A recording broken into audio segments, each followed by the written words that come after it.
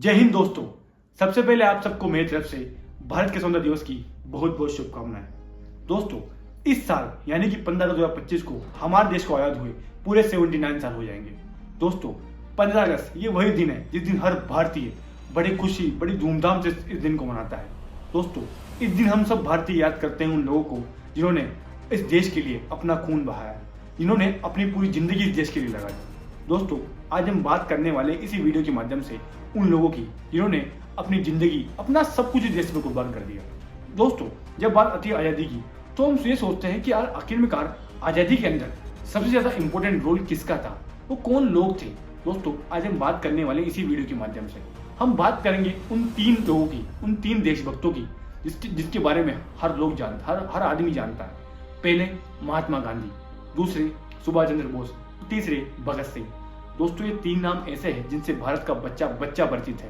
परंतु क्या आप इन लोगों के बारे में गहनता से जानते हो कि आखिरकार कैसे इन्होंने भारत को आजाद करवाया और कैसे इन्होंने भारत के लिए अपनी जिंदगी दांव पे लगा दी। दोस्तों, तो जानते हैं इस वीडियो के माध्यम से। दोस्तों, सबसे पहले बात करते हैं भगत सिंह की। आज भगत सिंह की फोटो हर युवा की गाड़ी पे मिल जाएगी। दरअसल दोस्तों, भगत सिंह का अर्थ है बलिदान, भगत सिंह का अर्थ है त्याग और भगत सिंह का अर्थ है साहस। दोस्तों, जरा इमेजिन कीजिए, एक 21 से 22 साल का युवा एक छोटी सी उम्र में बहुत बड़ा सपना रखता है, बहुत बड़ा उद्देश्य रखता है भारत को आजाद करवाने का। दोस्तों, जरा इमेजिन कीजिए, अगर मैं आपको कहूं कि आपको कहीं जाना है और वहां आपकी मृत्यु निश्चित है, आपका मरना पक्का है, तो आप वहां जाओगे? मुझे नहीं लगता दोस्तों, तो शायद तक मैं भी वहां नहीं जाऊंगा। परंतु दोस्तों, भगत सिंह वहां जाते हैं। दोस्तों, दरअसल हुआ क्या, बात है 1929 की। उस समय भगत सिंह एक क्रांतिकारी समिति सदस्य हुआ करते थे। उसका नाम था हिंदुस्तान सोशलिस्ट रिपब्लिक एसोसिएशन। दोस्तों, ये जो समिति है ये तय करती है कि भाई जो 1929 के अंदर जो लाहौर के अंदर विधानमंडल चल रही है, वहां पर जाकर किसी को बम फेंकना है। अब इसके लिए 2 बंदे डिसाइड किए जाते हैं, एक भगत सिंह और दूसरा बटुकेश्वर दत्त। इन दोनों को काम दिया जाता है कि आपको वहां जाकर बम फेंकना है। दरअसल दोस्तों, इनकी प्लानिंग कुछ और ही थी। दोस्तों, अगर हम बात करें 1929 से पहले की, तो जो क्रांतिकारी हुआ करते थे, ये प्रशासकों को, जो अंग्रेजी प्रशासक है, बड़े बड़े अधिकारी हैं अंग्रेजों के, उनको मारकर वहां से भग जाया करते थे। दोस्तों, परंतु इससे दिक्कत ये हो रही थी कि जो अंग्रेज थे ये आम जनता को परेशान करते हैं। इससे जो आम जनता थी उनके दिमाग में ऐसा मैसेज जा रहा था कि भाई ये क्रांतिकारी है, ये तो मार के भग जाते हैं और समस्या हमको उठानी पड़ती है। इसके बाद से उन्होंने अपना प्लान बदला। अब उन्होंने क्या किया कि भाई हम भगेंगे नहीं, हम वही रहेंगे। इसके लिए दोस्तों अब हुआ क्या, अब 1929 में ये दोनों जाते हैं, भगत सिंह और बटुकेश्वर दत्त दोनों जाते हैं केंद्रीय लाहौर विधानसभा के अंदर। विधानसभा चल रही होती है, वो एक हल्का बम बनाते हैं, मतलब इतना भारी बम नहीं बनाते, और वहां जो खाली बेंच है वहां बम फोड़ते हैं। उनका उद्देश्य किसी को मारना नहीं था, उनका उद्देश्य भेड़ों को सुनाना था, यानी कि उन भारतीयों में प्रेरणा देना था जो सोए हुए हैं। दोस्तों, वहां बम फोड़ने के बाद जो भगदड़ मची, वो वहां उससे वो आराम से भाग सकते थे, परंतु वो नहीं भगे और वहीं खड़े होकर इनकलाब जिंदाबाद के नारे लगाते रहे।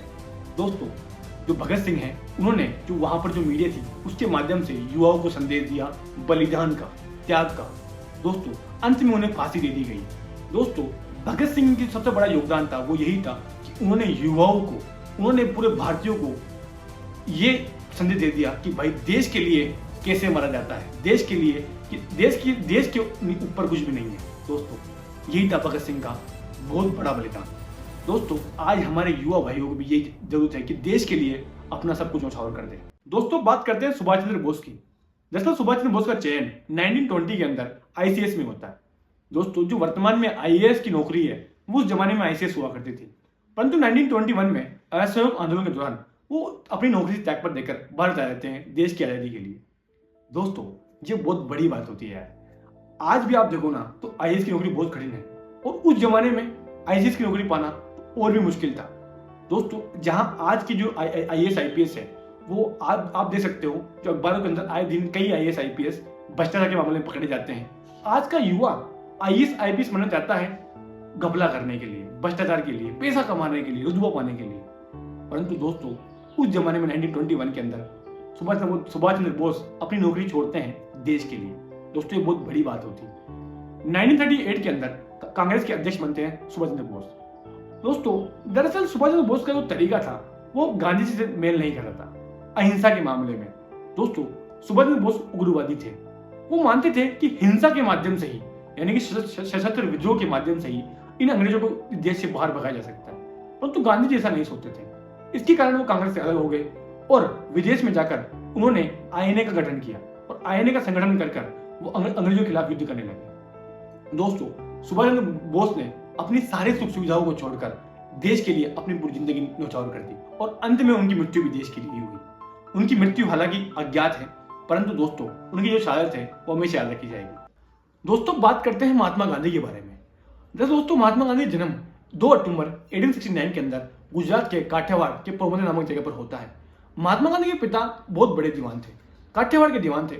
महात्मा गांधी ने अपनी जो वकालत लंदन से पूरी करने के पश्चात वो जाते हैं साउथ अफ्रीका। दरअसल दोस्तों, जो महात्मा गांधी थे वो साउथ अफ्रीका एक भारतीय व्यापारी दादा अब्दुल्ला का मुकदमा लड़ने के लिए वहां गए थे।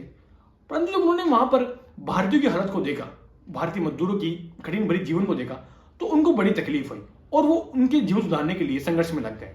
अंततः उन्होंने 20 से 25 साल संघर्ष करने के पश्चात जो वहां की सरकार थी और जो भारतीय मजदूर थे उनके बीच में समझौता भी करवा दिया। 1915 में जब भारत दोबारा लौटे महात्मा गांधी, तो उनका भारत में बड़ा सम्मान हुआ। इसके बाद उन्होंने एक के बाद एक आंदोलन किए, जैसे कि चंपारण 1917 में चंपारण सत्याग्रह किया, 1918 के अंदर खेड़ा में, अहमदाबाद में। दोस्तों, अगर मैं बात करूं महात्मा गांधी के आंदोलन की, तो दोस्तों वीडियो लंबी हो जाएगी। पर दोस्तों 3 बड़े इंपोर्टेंट आंदोलन थे महात्मा गांधी के। पहला था असहयोग आंदोलन जो उन्होंने 1920 में चलाया, दूसरा था सविनय अवज्ञा आंदोलन जो उन्होंने 1931-32 में चलाया, और तीसरा था भारत छोड़ो आंदोलन जो उन्होंने 1942 में चलाया। दोस्तों, आज कुछ लोग महात्मा गांधी की आलोचना करते हैं कि यार महात्मा गांधी ने कुछ नहीं किया यार। दोस्तों, पर जरा सोचिए, एक दीवान का लड़का, यानी कि दोस्तों जिसके पास सारी सुख सुविधाएं थी। दोस्तों, महात्मा गांधी एक बहुत बड़े वकील थे, उन्होंने लंदन से अपनी वकालत पूरी करी थी। उनके पास पैसे की कोई कमी नहीं थी, उनके पास सुख सुविधा की कोई कमी नहीं थी, परंतु फिर भी वो अपना पूरा जीवन भारत देश के लिए न्यौछावर करते हैं, भारतीयों के लिए संघर्ष करते हैं। दोस्तों, जरा सोचिए, सारी सुख सुविधाओं छोड़कर दोस्तों गांधी जी को कई बार जेलों में रहना पड़ा, कई साल तक जेल में जीवन बिताना पड़ा। उन्होंने कई बार जो अंग्रेज थे, उनकी अंग्रेज पुलिस थी, उनकी पिटाई खाई। दोस्तों, उन्होंने अपना पूरा जीवन देश के लगा दिया। दोस्तों, ऐसे आदमी की अगर आप आलोचना करते हो दोस्तों, तो बहुत गलत बात होगी। दोस्तों, हाँ, मैं मानता हूं कि जो महात्मा गांधी थे, उनसे उस जमाने पर जो कई उग्रवादी नेता थे वो उनसे समानता नहीं रखते थे, जैसे कि सुभाष चंद्र बोस। दोस्तों, सुभाष चंद्र बोस मानते थे कि भाई अंग्रेजों को निकालने के लिए एकमात्र हिंसा ही सही रहेगी। उनको हिंसा के माध्यम से ही अंग्रेजों को बाहर निकाला जाता है। परंतु महात्मा गांधी हिंसा को सही नहीं मानते थे। महात्मा गांधी अहिंसा और सत्याग्रह को ही बेस्ट मानते थे। दोस्तों, अब सबसे बड़ी बात यह है कि आज कुछ लोग सुभाष चंद्र बोस और महात्मा गांधी को लेकर लड़ते हैं, आपस में लड़ते हैं। दोस्तों, सुभाष चंद्र बोस और जो महात्मा गांधी थे, इन दोनों के जो तरीके थे वो भला ही अलग थे। दोनों, एक बंदा अहिंसा को मानता था और एक हिंसा को मानता था, फिर भी जो दोनों में एक दूसरे के प्रति सम्मान था वो बहुत ज्यादा था। दोस्तों, महात्मा गांधी ने कभी भी या सुभाष चंद्र बोस ने कभी भी महात्मा गांधी का अपमान नहीं किया। दोनों के अंदर एक दूसरे के प्रति बहुत सम्मान का भाव था। सुभाष चंद्र बोस ने ही जो महात्मा गांधी थे उनको राष्ट्रपिता कहा। दोस्तों, जो महात्मा गांधी है उन्होंने सुभाष चंद्र बोस को देशभक्त और देशभक्त कहा। दोस्तों, ये हो सकता है कि जो तरीके थे वो दोनों के अलग थे, परंतु उनका उद्देश्य भारत के लिए था, भारत को आजाद कराना था। दोस्तों, बात करते हैं सबसे बड़े सवाल की कि आखिरकार भारत को आजाद कराने में सबसे बड़ी भूमिका किसकी थी। दोस्तों, मेरा आपसे क्वेश्चन है कि जब आप एक मिट्टी के अंदर एक बीज लगाते हो और जब उससे पौधा निकलता है, तो उस पौधे के उगने में सबसे बड़ी भूमिका किसकी होती है? क्या उस बीज की, क्या उस मिट्टी की, क्या उस पानी की जो आपने डाला, क्या उस खाद की, या उस सूर्य की रोशनी की? अब आप कहोगे यार सारे ही इंपॉर्टेंट है, अगर एक भी चीज मिसिंग होगी तो पौधा उगेगा ही नहीं। दोस्तों, ऐसे ही अपने भारत का स्वतंत्रता संग्राम था। दोस्तों, सभी की बराबर भूमिकाएं थी, अगर एक भी नहीं होता तो शायद तक हमारी आजाद नहीं होता। दोस्तों, आज हम सिर्फ कुछ लोगों के नाम जानते हैं, जैसे कि भगत सिंह, सुभाष चंद्र बोस, महात्मा गांधी, पर दोस्तों इनके पीछे अगर आप इतिहास में जानोगे तो ऐसे हजारों नाम हैं जिन्होंने अपने देश के लिए, भारत देश के लिए अपनी जान गंवा दी, जिनके नाम हम जानते भी नहीं। दोस्तों, इसलिए 15 अगस्त को हम सब जो जितने हजारों लोग, दोस्तों सिर्फ 3-4 लोगों की बात नहीं है, हजारों लोगों ने इस देश को आजाद करने के लिए अपनी जान कुर्बान कर दी। इन सभी के लिए इन सबको हम याद करते हैं इस दिन। दोस्तों, यही थी आज की वीडियो। दोस्तों, अगर आपको वीडियो पसंद आई हो तो सब्सक्राइब करना और लाइक करना और शेयर करना सभी लोगों को।